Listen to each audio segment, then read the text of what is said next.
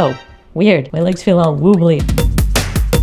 Hey Best Pally, I'm Allie. And sitting is the new smoking. Oh crap. I'll give you more terrifying details about this later, but basically a sedentary lifestyle is killing you. And by you, I mean also me. But is a treadmill desk the answer to make you superhuman and not murdered by a chair? Let's find out! In this video, I'm going to attempt to commit to using a treadmill desk for 7 days straight. This is a treadmill desk, it just needs some convincing. While I elegantly unbox my new health optimization device, let's talk about the 4 things we're going to discover with this test. 1. Does it improve my metabolism? I am wearing a continuous glucose monitor so we can see in real time if this thing makes me control my blood sugar better. 2. Does it make me feel better? Maybe it'll make me less stressed, maybe I'll feel worse. I'm gonna give you my subjective feelings throughout. Perhaps sitting is but walking is ugh. 3. Does this help or hurt my productivity? I'll dip more into this later because I have a lot of thoughts. But could constant motion really slow down my productivity? 4. Is it possible to keep the habit? I am committing to a drastic change. I am very much used to this. So I am committing to a full 7 days to truly find out if I can keep using my walking desk. We may discover that it helps my metabolism and productivity, and I feel better, but if I just don't want to get up and walk, then this device will be a fail. Okay, now get convinced. Wow, video magic is magic. And for this satisfying peel moment, I'm gonna do it at the end of the video, so you'll just have to stick around. It's evening now, so I'm gonna get started on day 1, and I'll tell you about how great this desk is later. I don't actually want to do this. I'm just gonna fit in 30 minutes to say I started. What? I just learned that the treadmill automatically turns off after an hour and 40 minutes because I just walked an hour and 40 minutes. I did a mile and a half and time disappeared, I guess. I was tired when I started, and then this seemed to rejuvenate me and get me motivated to work. I can't believe I'm liking it this much already. It's like I'm skeptical of my own video while being in my own video. Oh, weird. My legs feel all wobbly while walking on regular land now. This portion of the video will be me convincing myself to stick to this habit and convincing you that a sedentary lifestyle is accelerating your death. Long hours of sitting are linked with excess body fat, especially around the waist, obesity, diabetes, cardiovascular disease, high cholesterol, high blood pressure, high blood sugar, and all of those things can be lumped into being called metabolic dysfunction. It just means your metabolism sucks. And there are some cool studies that I'll talk about later that indicate moving throughout the day might be the answer to this metabolic dysfunction, and I'm going to do my own study using my glucose monitor, so stay tuned for that. But we're not done with the accelerating death part, because it's not just metabolic dysfunction, it's other stuff. Sitting too long could also potentially cause cancer, anxiety and depression, and cognitive dysfunction. I can't believe that my couch is ruining my brain. And then there's back, leg, and foot pain, and I experienced an extreme version of this when I made the pop socket floor because I was sitting for 15-hour days hunched over making that, and I am still struggling months later to try and get rid of that tightness. It's ruining my workouts. And yes, I said that was extreme, but from a musculoskeletal perspective, this is almost as bad. I am hunched over, my chest is all pulled in, my back muscles are strained. You could hurt your shoulders, your hip flexors get tight. I do this for over 8 hours a day, just Mr. Burnsing, and it is not excellent. But wait, there's more. Research has found that people that sit over 8 hours a day with no physical activity have a risk of death that's equal to smokers and obese people. So not only is sitting the new smoking, it's also the new being fat. In a worst case scenario, you could get deep vein thrombosis, which is a blood clot that could travel to your lungs. Okay, I think I covered all of the bad things, maybe. So overall, we have learned that not moving will most likely give you a case of the premature death. Okay, I'm convinced. Let's get through this video so we can find out if this is gonna solve it. Okay, 1 hour down today and I have to stop. This is a real excuse. I mean, it's not an excuse. I have to. I have to work on 3D modeling something for my art channel, and that requires a very steady mousing hand, which I cannot do while I'm walking. Plus, I don't want to push too hard at the beginning and then not be able to finish the challenge, and that is a very real possibility because I've worked with a walking desk in the past. Once a week, I will go to my gym and walk on the treadmill barefoot and take phone calls, and my record is 3.5 hours doing that, 9 miles, and the next day, the bottoms of my feet were covered resulted in a giant blister and I couldn't walk. So let's not do that. I came to the gym today, in case you were wondering. I do not have a completely sedentary lifestyle. I even biked here. But despite the fact that I'm really active, my 1 to 2 hours at the gym at the end of a long day of sitting does not feel like it's counteracting the bad effects. And that is why I'm testing out the treadmill desk. Good morning. Let's take a moment to talk about how freaking great my standing desk is. Okay, watch this. I already preset it, so go to stand, please. Ha! Ha ha ha! It just does what I say. And I've already prepared if I give up on this challenge.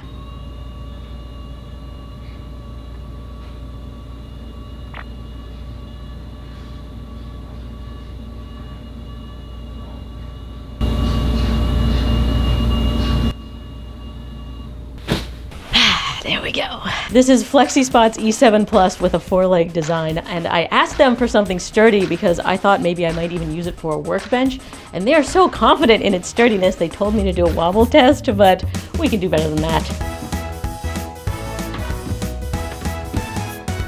Yeah, it holds up to 540 pounds and it is reasonably priced compared to other standing desks that you cannot tap dance on. They give a 15-year warranty and you can return it up to 30 days after you buy it, and it is so nicely made. Unlike my workshop table and my socks and my car, I now own something that I actually want to take care of. I never understood coaster people until this moment. I really thought this would just be a functional thing in the background of my existence, and it feels like a luxury.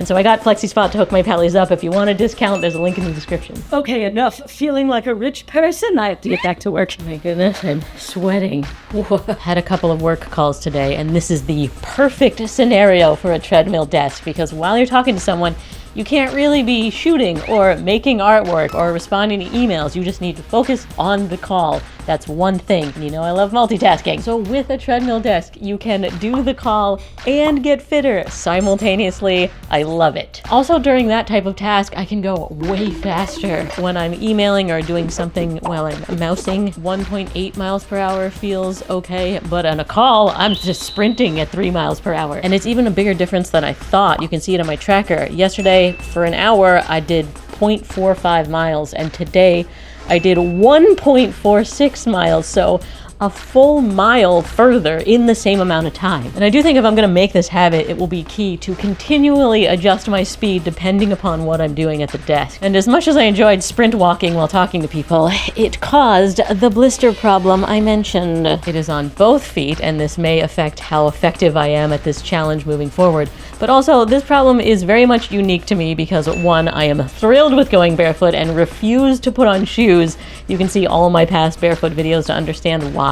And 2, because I go so freaking hard. So I imagine people with treadmill desks don't usually have this problem, and this problem will go away when my feet get tougher, which I'm really excited about. Anything that can help me or any part of me get closer to superhuman, I am all for it. Even though this seems like something that would cause any normal human to want to stop the habit, it's actually motivating me to keep going. I'm letting myself sit and work for the rest of the evening. Besides the fact that my feet are in questionable condition, it's because of the bucket theory. I didn't come up with this idea, and also I don't know if it's actually called the bucket theory, but it helps me understand. So, your energy comes from all one bucket. You do not have discrete buckets for thinking and physical movement and emotional things. All 3 of those are in one bucket, and when you pour out some emotional energy because you're sad, then you probably aren't as high producing at work. Or if you pour out a ton of energy working hard at your job, then you might phone it in at the gym that night. It's all coming from one place: your energy, your focus, your attention. So if I'm walking at a desk, even if it's super slow, that's the slightest bit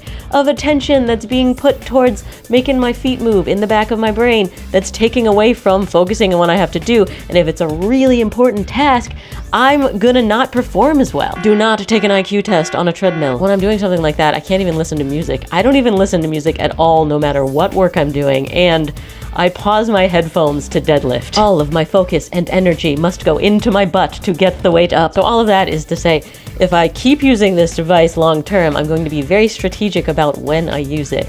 Easy tasks, yeah, it's fine. For phone calls, it's great. If I'm on a phone call and sitting, then I'll probably open up another browser and start working on something else, and I'm not paying attention to the call. So when I'm walking, it really helps me focus on the conversation I'm supposed to be having. But I'm not gonna beat myself up because I have to do something very focusy right now, and that's fine. I don't always need to treadmill desk. And apparently I've turned a treadmill desk into a verb now. It is time to do the metabolism test, and this is gonna be the hardest part of the challenge. Because I have to eat this cookie and then sit still for 2 hours. Sacrificing my health to guinea pig for you. Because today we need to get a baseline reading on my blood sugar monitor to see what this cookie does to my metabolism by itself. Science is sweet, man. This is really good. Okay, and then tomorrow I'll have the same cookie, but use the treadmill desk after, and we'll see if that improves my reading. Okay, done. You're welcome, pallies. I'm actually glad to give my feet a little break after the blisters from yesterday and to fit in some more 3D modeling, but you better believe that I'm getting back on that treadmill after this 2-hour test is up. My 3D modeling is coming along, but Levels, my blood sugar monitoring app, just said, your blood sugar is spiking. A little movement can help blunt a spike. No, we're not allowed to move for science. Results are in, and we have a giant spike. I went from 92 all the way up to 149, which means my metabolism was sucking. Spikes are bad. The more you spike, the closer you're getting to obesity, diabetes, all of those bad things I listed as metabolic dysfunction. Yeah, the cookie was causing that. Great, glad we've established that. And to hammer this home, Levels gives you a score from 1 to 10 on how your metabolism handled a meal. 10 is the best. And the couch plus the cookie got me a score of 1, the worst possible. So tomorrow we will find out if treadmill desk plus cookie gets a better score. And absolutely, I'm getting back on here now today. I don't even care if I have to 3D model. My blood sugar right now is 106, which is still way higher than my baseline. So after 2 hours, my body still hasn't recovered from the cookie and being sedentary. Wait a minute, pause. Yeah, this treadmill comes with a remote, which I have hooked here. Super freaking cool. And also I'm gonna try and do an incline right now. You just flip it up. Oh, cool, that was easy. Yeah, there we go. Add some difficulty because I need an extra challenge after those worthless calories. Also, if you want this same walking pad, it's really nicely made, compact. I'll put a link in the description to that too. It's really cool. I can control it from up here and not have to bend over. I can even turn it off while laying on my standing desk. Put in over an hour so far today, and I've learned something new about treadmill desks. They are not conducive to spectacles. Wait, how high does this go? Maybe I should be working like this. See, the problem is I'm looking down and stepping, and with each step, my glasses move a little bit further down my nose. So every 5 minutes I'm going, heh, yeah. So it's a bit of a deterrent, but I'm gonna make it a point to wear contact lenses when I'm doing this moving forward. Next day, same conditions, same cookie. Except now I shall be treadmill desking after. Results are in. I did not spike as high. I went up to 137 instead of 149 it was before, and then I got back to baseline, which I couldn't before, and I got there faster. And my level score was a 2 instead of a 1, so that is better. It's not as much better as I expected. I guess there's no magic bullet, and eating a cookie by itself is still bad for your metabolism, imagine that. But it absolutely is an improvement, and over the long term, that really does add up, and there is science to back that up. They did this metabolism study where they had one group of people walk in short bouts throughout the day that added up to 30 minutes, and then another group did one big chunk of walking 30 minutes, and the people that broke it up had a way better metabolism. Their blood sugar control was better.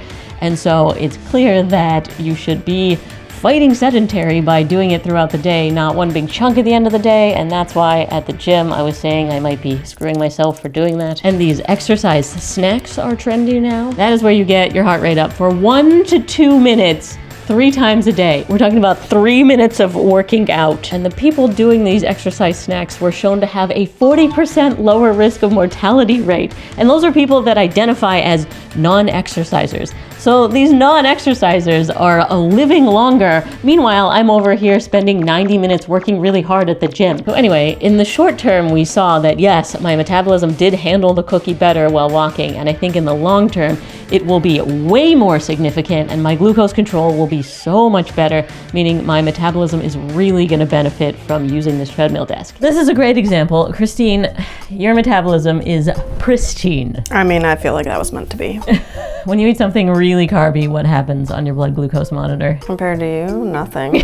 We've tested eating the same thing a bunch of times on this channel, and her metabolism consistently beats mine. But the reason I'm bringing this up is how long are you sitting for long periods throughout the day? Not a lot. Right, you have Braxton and you're walking him all the time. Yeah, it's like 3 outings, maybe 4 sometimes, plus my workout when I go to the gym. And you've been doing that your whole life with him. What, 8 years, 9 years? Yeah, and so I think the long-term benefits of that have made your metabolism just unstoppable. So I'm confident that the long-term trends are gonna show that moving throughout the day, for me, it will end up being as good as it is for you. Yeah, but I got you beat by 9 years. It's true. I haven't yet to use my treadmill desk today because I came to a pickleball tournament. This is going to be a lot of activity. My feet are still a little sketchy from all of the walking on the treadmill I've been doing, so I gave myself a break this morning, but this is about to be an unbreak.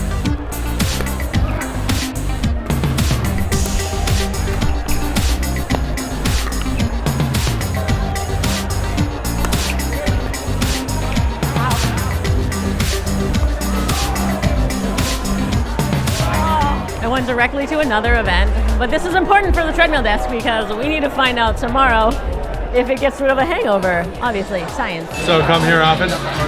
This is my second time and I blacked out the first. I want you on this video because you have this theory about hangovers and how you work out to get rid of them. For years, my theory has been if you have a hangover, you need to work out enough that you start sweating. Even for 10-15 minutes. Once you do that, you go take a shower, you get a glass of water, then you feel wonderful. My theory is it's not just the sweating. I think the movement is going to make me feel better tomorrow after this stupid beer. I agree because I've tested that with a sauna. I break a sweat, it does not work as well. Oh my goodness, yes, confirmed. I never want to sit down hungover ever again. It's like I forgot to feel bad because I'm so busy moving. And I just broke my record for the most treadmilling in one day I've ever done. 4.5 hours. Although it was slower, and so my feet are not having any problems at all. I think the speed is the issue that's causing the blisters. And I did stop for a bit just to try this out as a standing desk, and my kind of crap feeling nausea is coming back. So confirmed, it's not just standing, it's the walking that is helping me not feel sick. Oh, and I found a pair of glasses that don't fall down my face, so these are my treadmill desking glasses. Over these past 7 days, you've seen how I feel about the treadmill desk and my insights on when I will use it and when I won't, and why I feel like it's gonna be huge long-term for my metabolism and my living forever. Meaning, I think it'll help my longevity in general. And yes, I have officially made the habit and will continue. But let's look at some hard numbers because this is really interesting. Even though I don't ascribe to the calories in, calories out model, I think there's a lot more that goes into your metabolism than just the number of calories you ate and the number of calories you expended. What you eat also obviously matters. Anyway, so over the course of this just 1 week, I burned an extra 908 calories from the treadmill desk. That's way higher than I expected. What? And I felt like my Apple Watch was underestimating every time I looked. Also, I did not go as hard as I could have. I certainly could have walked a lot more throughout all of those days. So this test really did feel like an average week of using the treadmill desk, just to be clear. And if I did that for 3.8 weeks, I will have lost a full pound of body weight. 1 pound a month is crazy, especially for how little effort this challenge felt like it was. And then that means 13.5 pounds in 1 year. Bonkers. But also, I'm not trying to lose weight. You may have seen my bulking video. So instead, we could say over the course of a year, I get to eat 175 extra servings of chickpeas because of the treadmill desk. How awesome. And of course, I'm saying the longevity nerd version of that, but just for fun. And I do not suggest this for your metabolism. Because of the treadmill desk, I could eat an extra 220 Snickers bars a year without gaining weight. And I want to talk about standing at work just for a second because this is really interesting to me. So sitting burns 80 calories. Standing burns 88 calories. So just to burn off a carrot, you would have to stand at your desk for 3 hours. And that's only a carrot burned off. Sitting will kill you, but standing will not save you. But a treadmill desk just might. So if you want to get one of your own, check the description. Oh yeah, one more thing. If you liked this, you'll like seeing my 12-day challenge, testing out a neck-shocking device to see if it reduces stress. I'll put that down there for you. It's so cool. Hey Best Pally, I'm Allie, and I'm about to guinea pig for you by shocking my neck. This is called a pulsetto, elegant unboxing. I think there's more. Okay. And